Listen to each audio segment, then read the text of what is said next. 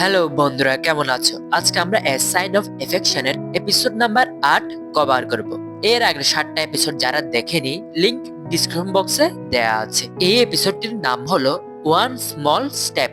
তাহলে শুরু করা যাক। পর্বের শুরুতে আমরা দেখি যে ইচ্ছুওমি তার নতুন গার্লফ্রেন্ড ইউকিকে তার সবচেয়ে কাছের বন্ধু শিনের অ্যাপার্টমেন্টে নিয়ে যায় এবং তাদের মধ্যে পরিচয় করিয়ে দেয়। শিন যখন তাদের অভিনন্দন জানায় তখন সে মনে মনে এমার কথা ভেবে বেশ চিন্তিত হয়ে পড়ে, কারণ শিন খুব ভালো করেই জানে যে এমা ইচ্ছুওমিকে কতটা ভালোবাসে। ইচ্ছুওমি শিনের এই চিন্তিত মুখ দেখেই বুঝতে পারে যে সে এমার কথাই ভাবছে। তখন ইচ্ছুওমি শিনকে বলে যে শিন, তোমার এখন বলে দেওয়া উচিত এমাকে তোমার মনের কথা। এরপরে ইচ্ছুওমি এবং ইউকি শিনের বাড়ি থেকে চলে আসে। তখন শিন সাহস করে এমাকে মেসেজ দেয় যে এমা, তুমি কি এখন আমার পার্লারে আসতে পারবে? তোমার সাথে কিছু ইম্পর্টেন্ট কথা বলার আছে। এরপরে এমা শিনের পার্লারে আসে এবং প্রতিদিনের মতোই তার সাথে বন্ধুত্ব সুলভ আচরণ করে। তখনই আমাদেরকে শিন, এমা এবং ইচ্ছুওমির একটি অতীতের ফ্ল্যাশব্যাক দেখানো হয়। আর সেটি হলো যে হাই স্কুলের দিনগুলোতে শিন এবং এমা আগে থেকেই খুব ভালো বন্ধু ছিল। একদিন তাদের স্কুলে ইচ্ছুওমি একজন ট্রান্সফার স্টুডেন্ট হিসেবে আসে। ইচ্ছুওমির তার শান্ত স্বভাব এবং আকর্ষণীয় ব্যক্তিত্ব লুকের কারণেই ক্লাসের সবার নজর কেড়েছিল। এমা প্রথম দেখাতেই ইচ্ছুওমির প্রেমে পড়ে যায়। সে ইচ্ছুওমির সাথে কথা বলার জন্য এবং তার মনোযোগ আকর্ষণ করার জন্য ছটফট করতে থাকে। এমা যখন ইচ্ছুওমির প্রেমে পড়ে হাবুডুবু খাচ্ছিল, ঠিক তখনই শিন মনে মনে এমাকে ভালোবেসে ফেলেছিল।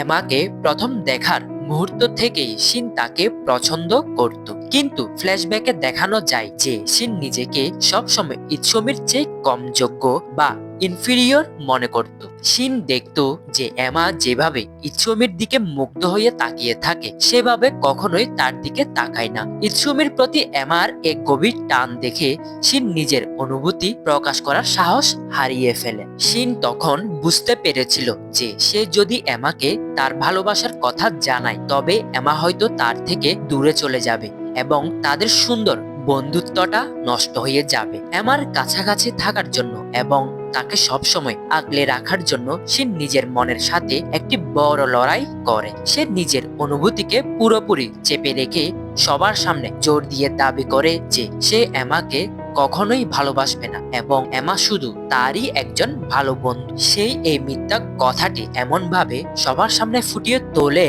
যেন কেউ কখনো সন্দেহ না করতে পারে। এমনকি এমাকে ভুলে থাকার জন্য সে অন্য মেয়েদের সাথেও ডেট করা শুরু করে, কিন্তু মনে মনে সে শুধু এমাকেই ভালোবেসে যেত। শিনের এই মিথ্যার কারণেই এমা পুরোপুরি নিশ্চিত হয়ে যায় যে শিন তাকে কখনোই ভালোবাসবে না। তাই সে শিনকে তার সবচেয়ে নিরাপদ বন্ধু এবং ডায়েরির মতো মনে করতে শুরু করে। ইচ্ছুওমিকে নিয়ে এমার মনে যত রকমের ভালো লাগা, কষ্ট বা আবেগ ছিল সে সবকিছু নির্দ্বিধায় শিনের কাছে শেয়ার করত। শিনকে নিজের ভালোবাসার মানুষের অর্থাৎ ইচ্ছুওমির প্রশংসামূলক কথা শুনতে হতো, যা তার বুকে তীরের মতো লাগতো।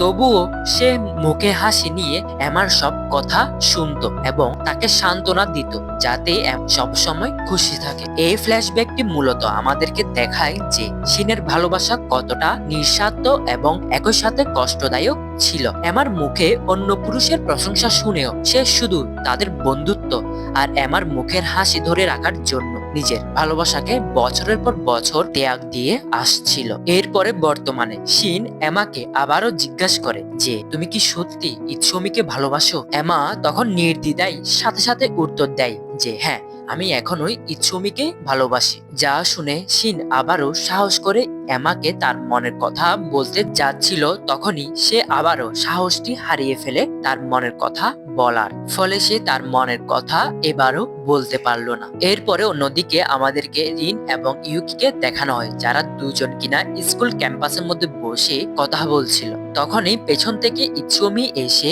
ইউকিকে জড়িয়ে ধরে, যা দেখে রিনও খুশি হয়ে যায় কারণ তার বান্ধবীরও একটি বয়ফ্রেন্ড হয়ে গেছে। তখন ইৎসুমি তাদেরকে অফার করে যে কেন নয় আমরা দিনের বেলায় একটা ট্রিপে যাই। যা শুনে রিন এবং ইউকি দুজনেই খুশি হয়ে যায় এবং তখন ইৎসুমি বলে ওঠে যে কিউয়াকে সহ আমি সাথে নিয়ে আসবো। আর এখানেই এই এপিসোডটির সমাপ্তি ঘটে। বন্ধুরা, এই এপিসোডটি কেমন লেগেছে অবশ্যই কমেন্ট করে জানাবে। আর যদি ভিডিওটি ভালো লেগে থাকে অবশ্যই একটি লাইক করবে। ততদিন এই চ্যানেলটিকে সাবস্ক্রাইব করে এই চ্যানেলটির সাথে থাকতে হবে। আপাততর জন্য গুড বাই।